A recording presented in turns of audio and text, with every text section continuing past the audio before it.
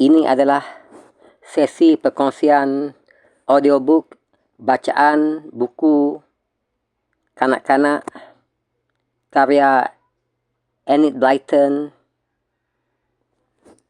di bawah siri Define Authors ataupun versi terjemahan ke bahasa Indonesia siri Pasukan Mahu Tahu ataupun untuk versi terjemahan ke bahasa Melayu 5 penyiasat. Enid Blyton, Pasukan Mahu Tahu, Misteri Pondok Terbakar. Sesi perkongsian audiobook, sesi ketiga daripada 9 sesi keseluruhannya.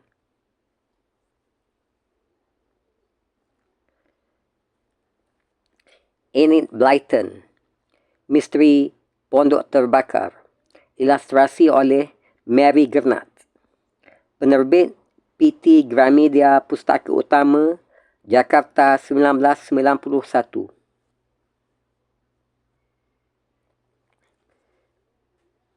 Judul asal bagi buku ini adalah The Fine Authors, The Mystery of the Burns Cottage by Enid Blyton, first published in Great Britain, December 9th, 1943, by Methuen and Company Limited, all rights reserved.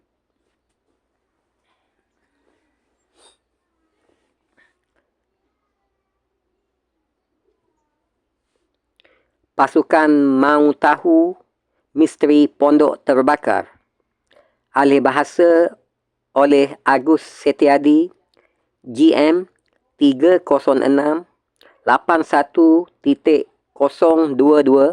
Hak Cipta Terjemahan Indonesia, Penerbit PT Gramedia Pustaka Utama Jakarta, Jalan Palmerah Selatan 24-26, Jakarta 10270. Diterbitkan pertama kali oleh Penerbit PT Gramedia Pustaka Utama, Jakarta 1981. Anggota IKAPI. Cetakan pertama, Mei 1981. Cetakan kedua, Oktober 1981. Cetakan ketiga, Mei 1982. Cetakan keempat, Januari 1983. Cetakan kelima, Februari 1991. Dicetak oleh pencetakan PT Gramedia Jakarta. Daftar isi. Bab 1, Kebakaran. Bab 2, Pasukan Mahu Tahu dibentuk. Bab 3, Rapat pertama atau mesyuarat pertama. Bab 4, Petunjuk dan Ayo Pergi. Bab 5, Fatty dan Larry menyelidik.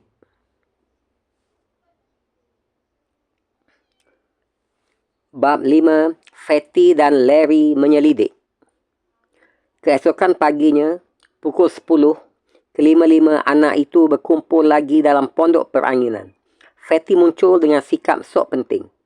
Begitu datang, ia langsung menyodorkan selembar kertas yang lebar sekali. Pada kertas itu nampak gambar jejak sepatu kiri dan kanan, lengkap dengan garis silang menyilang pada sol, pada tapak kasut.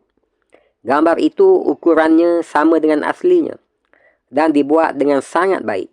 Anak-anak yang lain memandang dengan kagum. Lumayan juga ya, kata Fatty sambil membusungkan dada. Kan sudah kukatakan, aku pandai menggambar. Sikapnya yang menyombongkan diri itu menyebabkan anak-anak jengkel. Larry menyenggol Pip. Kita goda sedikit anak ini, bisik Larry. Pip nyengir. Ia ingin tahu apa yang akan dilakukan oleh Larry.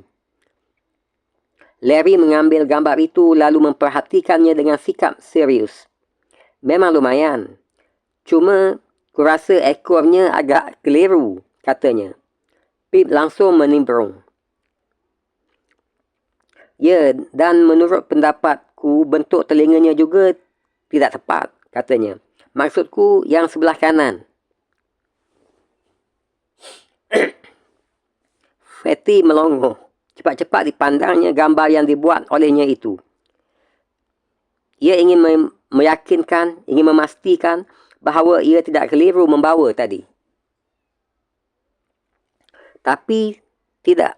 Yang dilihatnya memang jejak sepatu. Kalau begitu, lalu apa yang diomongkan oleh Larry serta Pip? Memang, kata orang menggambar tangan yang paling sulit. Sambung Larry sambil menggelengkan kepala. Sekali lagi memperhatikan gambar itu. Yah, kurasa Fatty masih perlu banyak melatih diri menggambar tangan.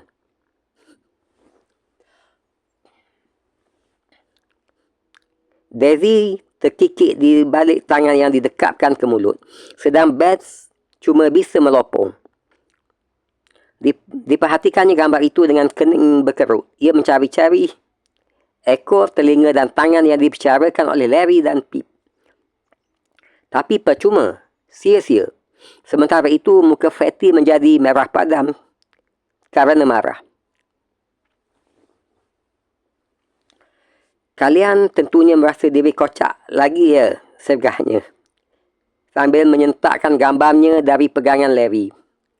Kalian tahu, ini gambar salinan jejak sepatu yang kemarin. Astaga, rupanya gambar sepatu.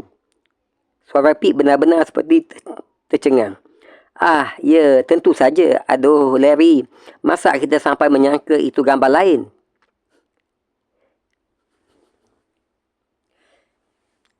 Saat itu, Daisy yang sudah tidak tahan lagi tertawa berderai-derai. Fatty melipat gambarnya dengan tampang cemberut. Untung Bats langsung menyela sehingga suasana menjadi biasa lagi. Loh, katanya tercengang. Rupanya kalian tadi cuma main-main saja ya, Larry. Kuperhatikan gambar itu. Dan kulihat dengan jelas bahawa itu salinan jejak sepatu yang kita lihat kemarin. Aku sampai bingung, tak tahu apa yang kau bicarakan dengan Pip. Aduh, Fatty, aku kepingin bisa menggambar sepintar kamu. Saat itu, Fatty sudah beranjak hendak pergi. Tapi kemudian duduk lagi. Anak-anak yang lain menyengir. Sebetulnya tidak baik mengganggu Fatty. Tapi anak itu sendiri juga terlalu sok. Terlalu berlagak. Aku sudah membuat beberapa catatan singkat tentang kemarin, kata Larry.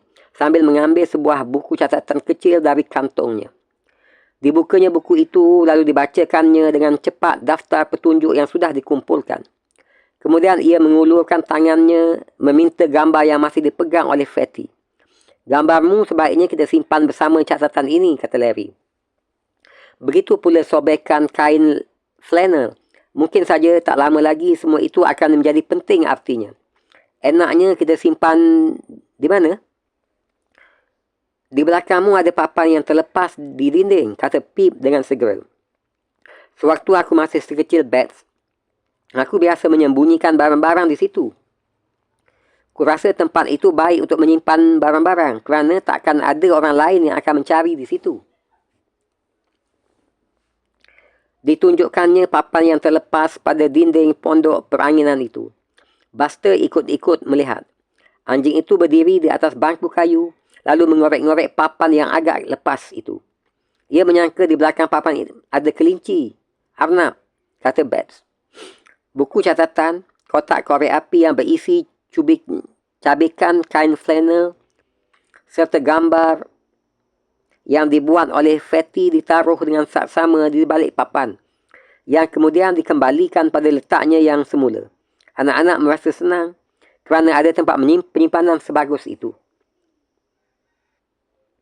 Sekarang, apa rencana kita untuk hari ini? Tanya Pip. Kita perlu meneruskan usaha kita, menyelidiki, menyiasat misteri kebakaran itu. Jangan sampai polisi mendahului kita. Ya, salah seorang di antara kita harus bicara dengan Bu Mins, jurumasak di rumah Pak Hick, kata Larry. Bats mengangguk. Aku bisa melakukannya, kata anak itu. Kau? tukas Pip merendahkan. Kalau kau yang ke sana, pasti akan langsung bercerita tentang apa sahaja yang sudah kita lakukan. Begitu pula tentang hal-hal yang kita temukan. Kau sama sekali tidak bisa menyimpan rahsia. Sekarang kan sudah tidak begitu lagi, balas Bats. Sejak aku berumur 6 tahun, aku tak pernah lagi membocorkan rahsia. Sudah, kalian berdua jangan bertengkar terus, kata Larry. Kurasa sebaiknya Daisy dan Pip sahaja yang mendatangi Boomins. Daisy pintar kalau disuruh mengorek keterangan. Sedang Pip berjaga-jaga, jangan sampai kalian kepergok oleh Pak Ayo Pergi, Mr. Berambus atau Pak Hick dan ketahuan apa yang sedang dilakukan oleh Daisy. Lalu apa tugasku, Larry? Tanya Fatty. Sekali anak itu bisa juga bersikap rendah hati. Kau ikut dengan aku menanyai supir, kata Larry. Mungkin ada keterangannya yang berguna bagi kita. Orang itu biasanya pagi-pagi begini mencuci mobil. Dan aku? Tanya Bats kecewa. Aku tidak disuruh melakukan apa-apa. Aku kan juga anggota pasukan Mau Tahu. Untukmu tidak ada tugas, jawab Larry. Fatty merasa kasihan melihat tampang Bats kelihatan sedih. Buster tidak bisa ikut dengan kita, katanya. Bagaimana jika kau mengajaknya berjalan-jalan sebentar di padang? Dia paling senang kalau diajak berjalan-jalan sambil mencari kelinci. Oh ya, aku mahu melakukannya. Wajah Bats cerah semula. Aku mahu. Dan siapa tahu, mungkin aku nanti menemukan salah satu telunjuk. Anak-anak tertawa. Dasar Bats. Dia tidak bisa mengingat perbezaan antara petunjuk dan telunjuk. Ya, carilah telunjuk penting, kata Larry. Dan dengan segera Bats mengajak Buster pergi ke padang rumput. Anak-anak masih mendengar dia mengatakan pada Buster bahawa anjing itu boleh mencari kelinci, arnab. Kemudian dia sendiri mencari telunjuk. Nah, sekarang kita mulai bekerja, kata Larry sambil bangkit. Daisy, kau pergi dengan Pip mendatangi Boomins. Tapi alasan apa yang harus ku katakan? Kenapa kami mendatanginya? Tanya Daisy. Fikir saja sendiri, jawab Larry. Pakai otakmu. Detektif kan begitu. Kalau kau tak sanggup, Pip pasti bisa. Sebaiknya kita jangan berangkat bersama-sama, kata Pip. Kau duluan bersama Fatty untuk mencari supir Pak Hick. Aku dan Daisy menyusul sebentar lagi. Larry berangkat seiring dengan Fatty. Tak lama kemudian, mereka sudah memasuki pekarangan rumah Pak Hick. Rumah itu sendiri letaknya agak ke belakang. Garasi mobil terdapat di samping rumah. Dari arah garasi, suara orang bersiul dengan nyaring mengiringi semburan air. Dia sedang mencuci mobil, kata Larry dengan suara pelan. Yuk, kita pura-pura ingin ketemu seseorang yang kemudian ternyata tidak tinggal di sini. Lalu kita minta tolong padanya. Kedua anak laki-laki itu masuk ke pekarangan. Segera nampak garasi di samping rumah. Seorang pemuda sedang mencuci mobil di situ. Selamat pagi, sapa Larry. Aku ingin bertanya, apakah Bu Thompson tinggal di sini? Bu Thompson? Tidak, jawab pemuda itu. Ini rumah Pak Hick. Aduh, salah, kata Larry pura-pura jengkel. Tapi kemudian perhatiannya beralih pada mobil yang sedang dicuci. Bagus sekali mobil ini, ucapnya. Ya, ini mobil Rolls Royce, jawab pemuda itu. Dialah supir yang dicari. Enak menjalankannya. Tapi hari ini kelihatannya kotor sekali. Aku terpaksa kerja keras pagi ini. Harus sudah bersih pada saat majikanku memakainya nanti. Kami bantu deh, kata Larry.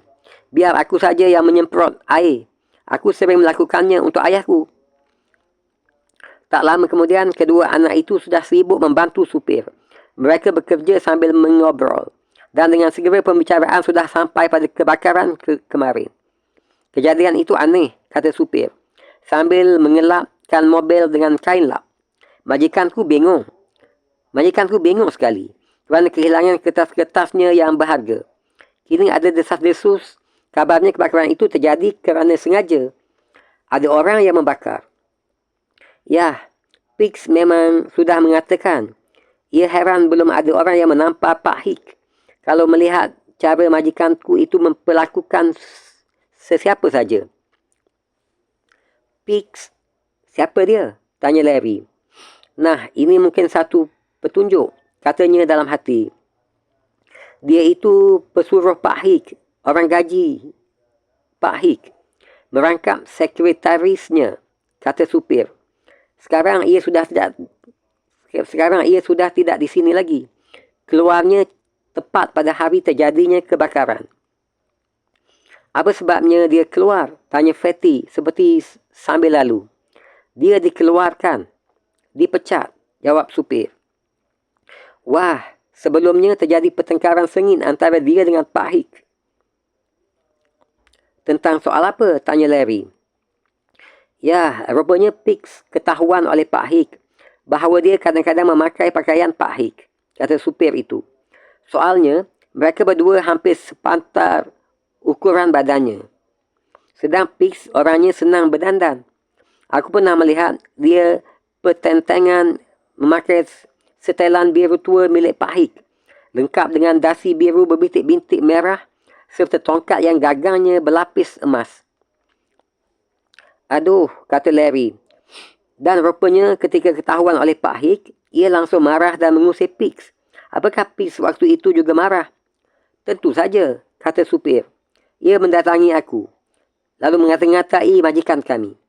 Bisa merah telinga mendengar kata-katanya saat itu. Lalu ia pergi. Sekitar pukul 11 pagi. Ibunya tinggal di desa sebelah. Pasti dia kaget sekali ketika dengan tiba-tiba saja Horace Pix muncul sepagi itu di rumah, lengkap dengan seluruh barangnya. Pikiran serupa melintas dalam benak Larry dan Fatty. Kalau begitu, kelihatannya Pix lah yang membakar pondok, fikir mereka. Kita harus mencari Pix, lalu menyelidiki dia sedang berbuat apa malam itu. Tiba-tiba terdengar suara orang berteriak dari jendela rumah di tingkat atas. Thomas, kau belum selesai juga mencuci mobil? Apa yang kau ngobrolkan di situ? Aku tidak menggajimu untuk mengobrol. Itu dia majikanku, kata Thomas dengan suara pelan. Lebih baik kalian pergi saja sekarang. Terima kasih atas bantuan tadi. Larry dan Fatty mendongak, memandang ke arah jendela. Nampak Pak Hik berdiri di belakangnya, memegang sebuah cangkir. Ia memandang ke bawah dengan marah. Anak-anak lantas cepat-cepat pergi dari situ. Aku ingin tahu bagaimana hasil penyelidikan Daisy dan Pip, kata Larry sambil berjalan keluar. Rasanya aku dengar suara mereka bicara, tapi pasti mereka tidak memperoleh kabar yang begitu menarik seperti kita tadi.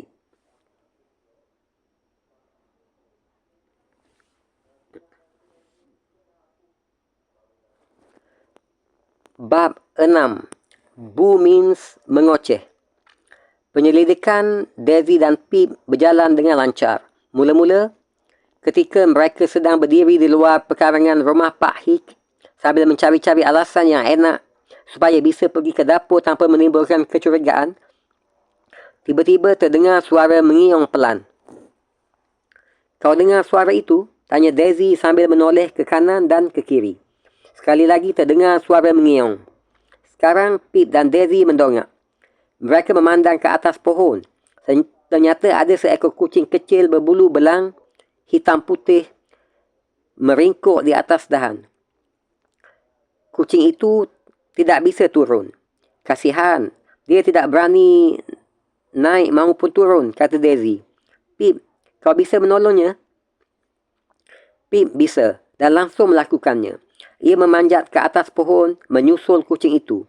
Sesaat kemudian, binatang kecil itu sudah diulurkannya pada Daisy. Kucing itu dirangkul oleh Daisy. Siapa pemiliknya ya? Tanya anak itu. Mungkin Bu Means, jawab Pip dengan segera. Pokoknya sekarang kita punya alasan bagus untuk ke dapur.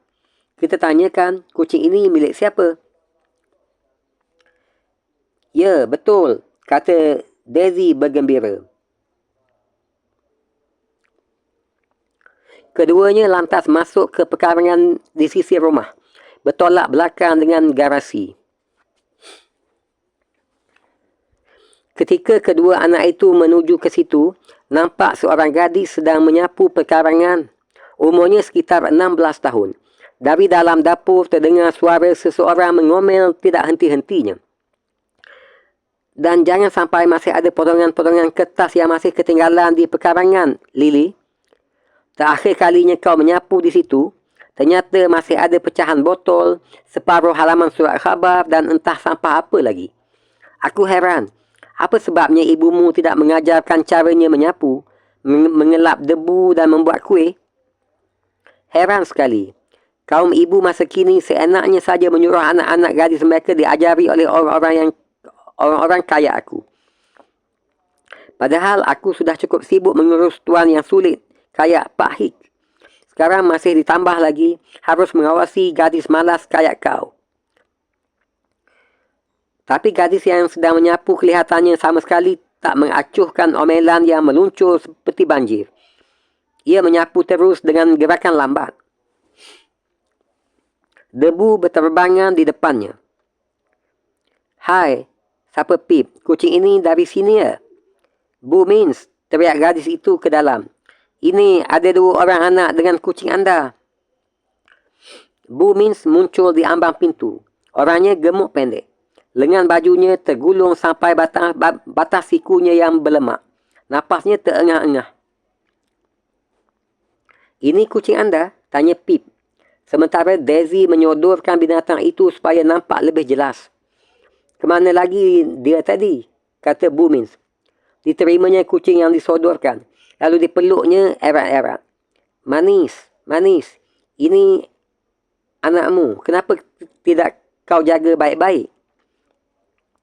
Seekor kucing betina berbulu belang hitam putih masuk ke dapur. Kucing itu mendongak, memandang anak kucing yang ada dalam pelukan Bu Mins. Anak kucing itu mengeong sambil berusaha meloncat ke lantai. Nih, anakmu manis, kata Bu Mins. Diletakkannya anak kucing itu ke lantai. Binatang itu langsung lari ke induknya. Rupanya persis sekali kayak induknya, kata Daisy. Anaknya masih ada 2 lagi, kata Bu Mins. Kalau mau, lihat saja ke dalam. Mereka manis-manis. Aku tidak suka anjing.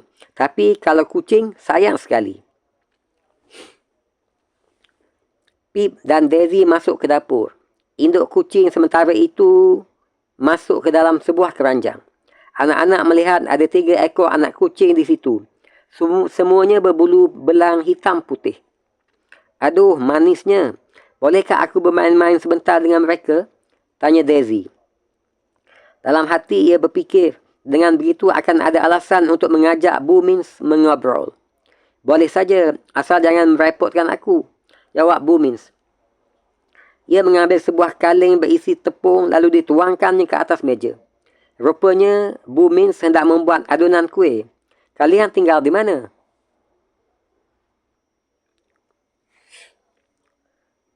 Tidak jauh dari sini.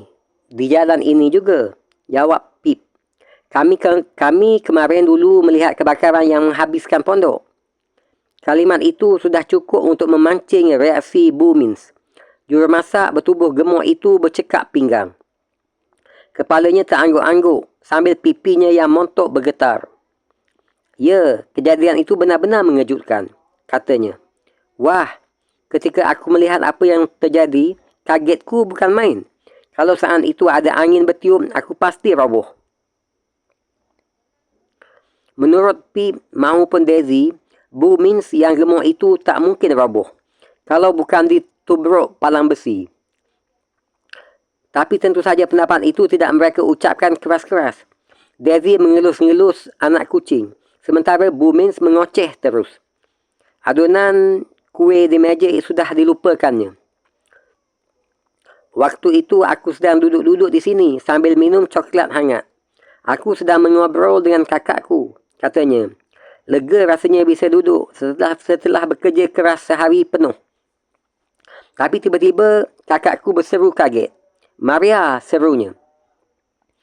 Aku mencium bau sesuatu yang terbakar. Pip dan Daisy memandangnya dengan asyik.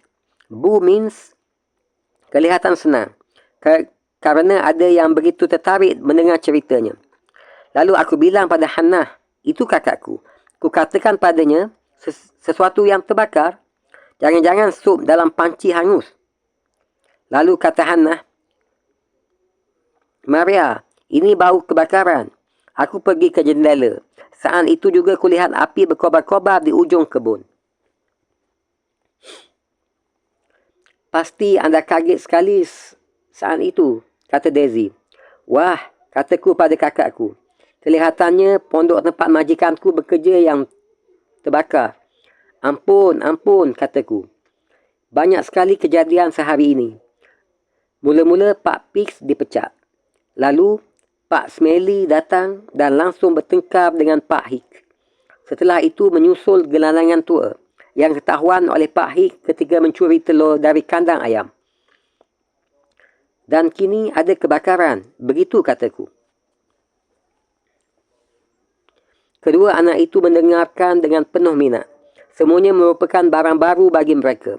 Astaga, rupanya pada hari terjadinya kebakaran itu, di rumah Pak Hick banyak terjadi pertengkaran dan ribut-ribut. Pip bertanya pada Bu Mins, siapakah Pak Pix itu? Dia pesuruh Pak Hick, orang gajinya. Sekaligus merangkap jadi sekretarisnya. Kata Bu Mins menjelaskan. Orangnya sok sekali. Menurut pendapatku, untung dia pergi. Aku tak akan heran apabila ternyata dia ada sangkut pautnya dengan kebakaran itu. Tapi saat itu Lily menyela. Pak Pix seorang yang terhormat. Takkan mahu dia melakukan perbuatan kayak begitu, kata gadis itu, sambil melemparkan sapu ke pojok dapur. Menurut pendapatku, Pak Smelly yang membakar pondok.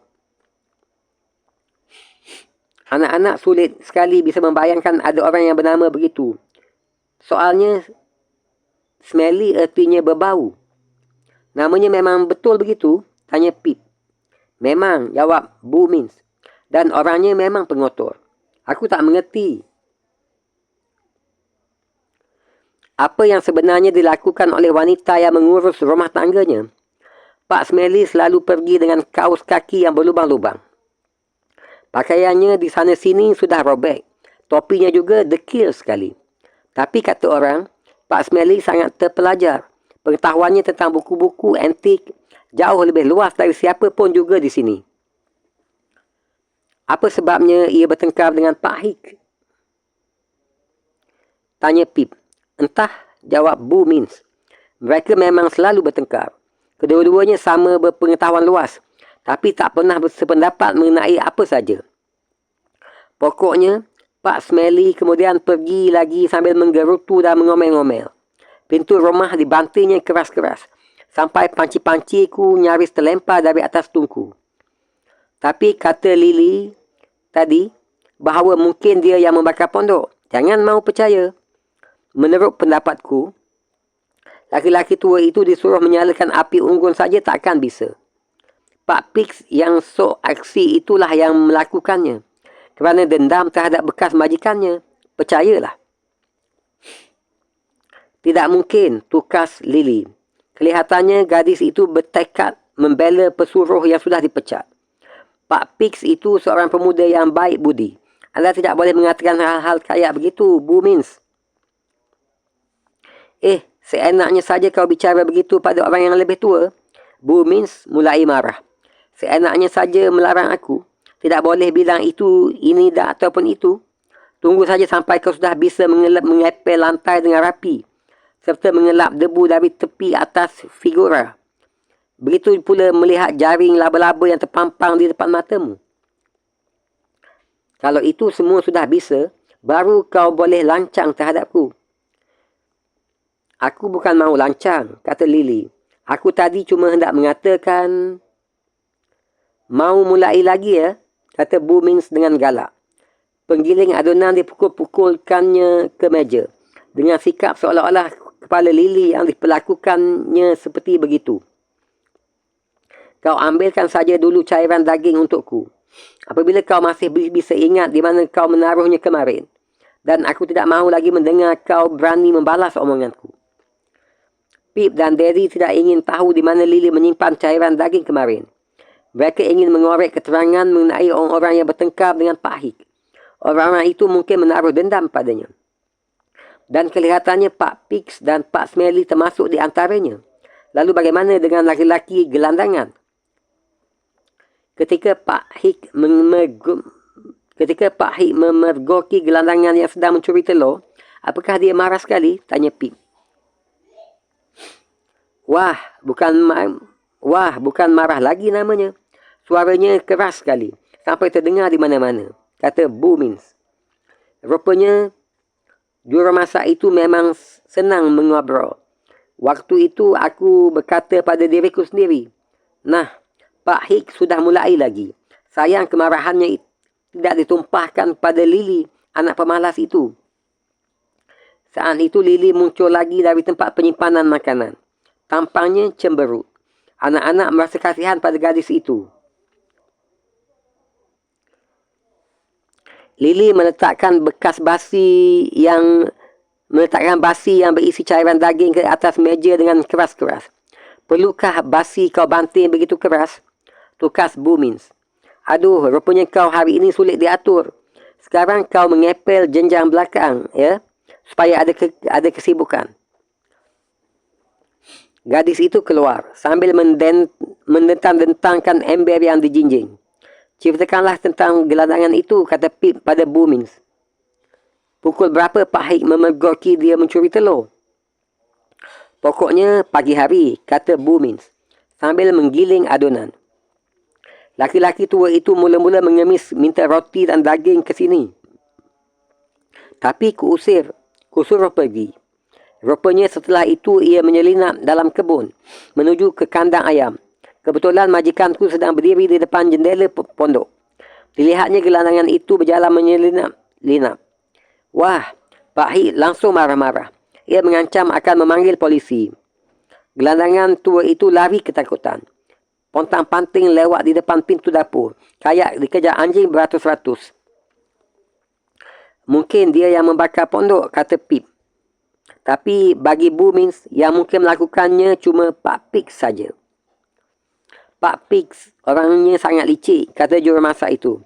Malam-malam, kalau semua sudah pada tidur, ia suka turun dari tingkat atas, lalu masuk ke dapur. Ia membuka tempat menyimpan makanan, lalu mengambil perkedel daging atau roti atau apa saja yang saat itu menarik seleranya. Ya, menurut pendapatku, jika seseorang biasa berbuat begitu, orang itu pasti tak akan segan-segan membakar pondok. Pip merasa bersalah. Ia ingat pada suatu malam perutnya terasa lapar sekali. Ia lantas pergi ke dapur dan mengambil beberapa potong biskut. Ia khawatir jangan-jangan dia juga tak segan-segan membakar rumah orang. Tapi mustahil ia tega melakukannya. Jadi Boomins sudah jelas keliru mengenai hal itu. Tiba-tiba terdengar suara orang marah-marah. Datangnya dari salah satu tempat di dalam rumah. Boomins menelengkan kepala sambil mendengarkan. Setelah itu ia mengangguk. Itu dia majikanku, katanya. Aku takkan heran kalau ternyata ia tersandung pada salah suatu benda. Tahu-tahu manis, kucing yang berbulu belang hitam putih melesat masuk ke dalam dapur. Bulu tubuhnya tegak, sedang ekornya nampak membengkak. Boomins berseru dengan kaget. Aduh, manis, kau terinjak lagi olehnya ya. Kasihan, kekasihku yang malang. Kekasih yang malang itu menyusup ke bawah meja sambil mendesis-desis. Mendengar induk mereka mendesis, ketiga anak kucing yang ada dalam keranjang ketakutan. Lalu mendesis-desis pula. Saat berikutnya, Pak Hik masuk ke dapur. Kelihatannya marah sekali. Boomins, tukasnya. Lagi-lagi aku terjatuh kerana tersandung kucing anda. Berapa kali lagi perlu kukatakan, jaga baik-baik binatang itu. Kalau masih terjadi lagi, dia akan kusuruh tenggelamkan. Pak Hik, jika kucingku sampai mati tenggelam, aku akan minta berhenti. Tukas Boomins. Alat penggiling adonan dibantingkan ke meja. Pak Hik menatapnya dengan mata melotot. Seakan-akan ingin menyuruh Boomins ditenggelamkan saja bersama kucingnya.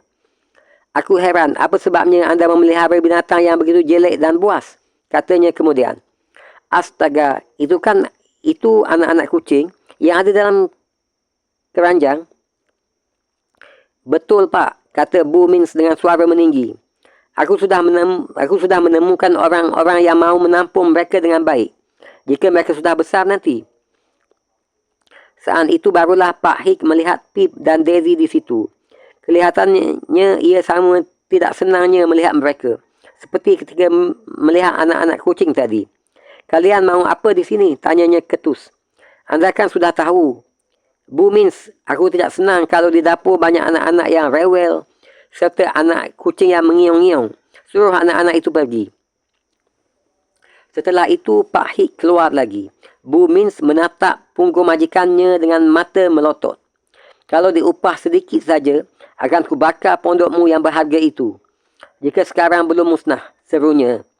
Tapi ia tahu, Pak Hik tak akan bisa mendengarnya lagi. Manis menggeser-geserkan punggung ke gaun Bu Mins sambil mendengkur nyaring. Bu Mins membongkok lalu mengelus-ngelus kucingnya.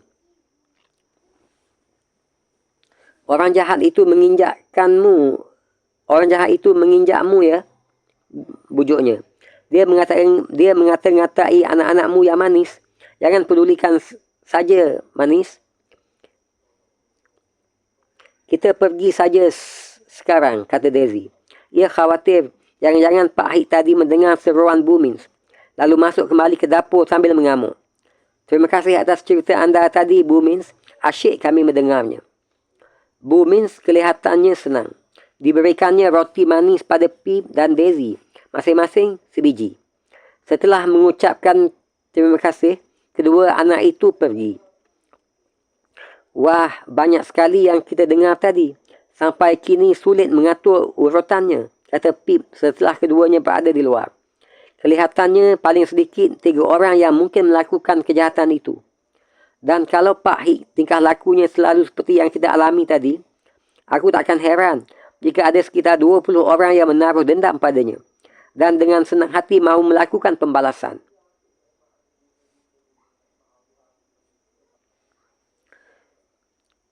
InsyaAllah akan bersambung ke sesi perkongsian berikutnya, sesi perkongsian audiobook yang keempat, bermula daripada bab 7, Fatty dalam kesulitan. Sehingga berjumpa lagi dalam sesi perkongsian selanjutnya.